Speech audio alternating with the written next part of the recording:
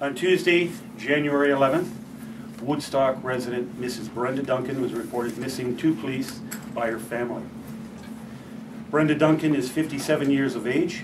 She is described as a white female, 5 foot 7 inches tall, 115 pounds, having a slender or thin build, shoulder-length brown hair, and blue eyes. Brenda was last seen wearing black dress pants and a red velvet blazer-type jacket. Unfortunately, we don't have a description of a winter jacket. She had several, and it's not known which one she was wearing when she disappeared. On Tuesday, unbeknown to her family, Mrs. Duncan had called into her employer reporting sick just before 8 o'clock in the morning. She was last seen by her youngest daughter and her husband at their Woodstock residence at approximately 8 a.m. that same morning. Brenda left the residence in her vehicle, a 2008 red Mazda 5, bearing Ontario license plate VCSJ 791. Since leaving the residence, Mrs. Duncan has had absolutely no contact at all with her family members or friends. She has also not been in any contact with her employer since reporting sick on Tuesday. The Woodstock Police Service was initially notified of Mrs. Duncan's disappearance on Tuesday evening at approximately 7 p.m. Officers have been working on this missing persons investigation since that time. We currently have 8 detectives assigned directly to the investigation, supported by uniformed officers in the field.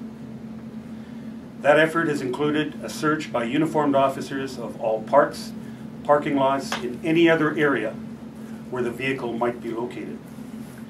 Additionally, our detectives have been interviewing all family members, friends, and co-workers to try and establish a reason for Mrs. Duncan's disappearance. We have also issued a provincial alert to all police agencies in Ontario to be on the lookout for both the vehicle and Mrs. Duncan. The OPP have assisted us in checking the Haliburton area, where the family has a family cottage, and the Port Rowan area, where Mrs. Duncan liked to frequent.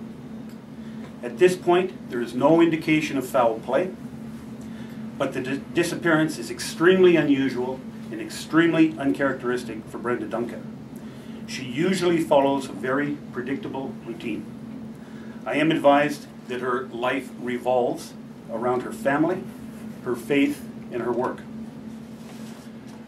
Brenda's family, friends, co-workers in this community are very, very concerned for her safety and well-being.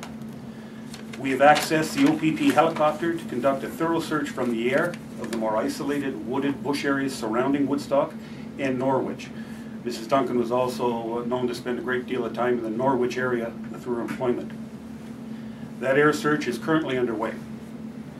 We are asking for the public's assistance in searching their own properties, both residential and commercial, in an effort to locate Mrs. Duncan's van, the Mazda 5. This request includes city residents and the township residents surrounding Woodstock. We strongly believe that locating that vehicle will bring us closer to locating Mrs. Duncan. We encourage anyone who may have any information at all, no matter how insignificant it might seem, to contact the Woodstock Police Service at 519-537-2323 to please pass on that information. Now that's the end of my narrative. Are there any questions from the members of the meeting? Has she used the cell phone or any bank cards since her disappearance? That's all been part of our investigation, and we have nothing has resulted from the investigation into that area that would assist in this investigation at all. So the short answer is no. Did the family know she had called she had called in sick the day that she left? No. That was unbeknown to the family members. My impression is that they believed that she was on her regular routine and heading to work that day. But just prior to leaving the residence, she had called the employer and reported sick. How did you go about disqualifying foul play? We have no indication of any evidence of foul play at this point. Nothing? Nothing. Okay. Have you had cooperation from sort of outside agencies, i.e. the U.S. Border Service, to see if she left the province? We've, shortly after police were notified, we did notify border points to be on the lookout for her also. That's part of the investigation. The frustrating part of this investigation is we have had some tips, some avenues to go down in the investigation, but none of those have assisted us in locating Mrs. Duncan. And right now, more than 48 hours has passed for this lady who is a regular citizen, 57-year-old regular citizen, family woman, churchgoer, works in the community. And right now, we have not been able to explain her disappearance, and that causes a great deal of concern. Is there any indication to suggest that she was distressed or depressed in any way? That's also part of the investigation that we continue to look at. I can't give you a definitive answer right now, but that is part of our investigation. Was she any more specific when she called in sick about, what the issue was? Maybe the sergeant can help you there. Anything, just reporting sick? Actually, I believe it's an automated service where just she calls in and is picked up by somebody reporting for work. We're really hoping that you folks in the media are going to be able to get this word out very widespread, because the only way that we're going to resolve this investigation, I believe, is with the public's assistance. They have to be alert and for the vehicle.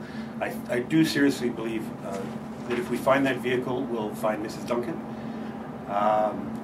We are very strongly encouraging area residents to check their property, because there's a lot of places in this community and in the surrounding townships where a van could be that might not be noticeable from the roadways where our cruisers are patrolling.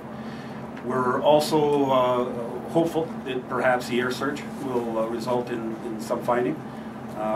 Right now, we are hopeful to a happy resolution for this investigation, but we have to keep our mind open to other possibilities too. What is the worst case scenario, are you thinking? I'm not going to speculate on it. I think everybody in this room knows what the worst case scenario could be. So I'm not going to speculate. I don't want to say anything that might cause upset to the family, and it would be very unfair if I speculated at this time. Was there any history of any domestic issues or any problems between herself and her husband, Reverend Duncan, or? None whatsoever. No indication of that type of dynamic at all. At what point would you do a larger ground search with maybe local residents or anything like that? Well, actually, in terms of the ground search, we've done everything that we possibly can right now. We've had our own officers in the field, the uniformed officers, looking into every nook and cranny of the city. Everything that they can possibly do, they have done. We're encouraging the public to assist us. That's probably the most effective tool right there, because people know their own property. And some of the township area around us has a lot of fields and valleys, bush areas, and we're encouraging those property owners to just take a look around the property to see if they see anything that's out of the ordinary that might assist us with the investigation. And at the same time, we had some heavy discussions last night about calling in the OPP helicopter.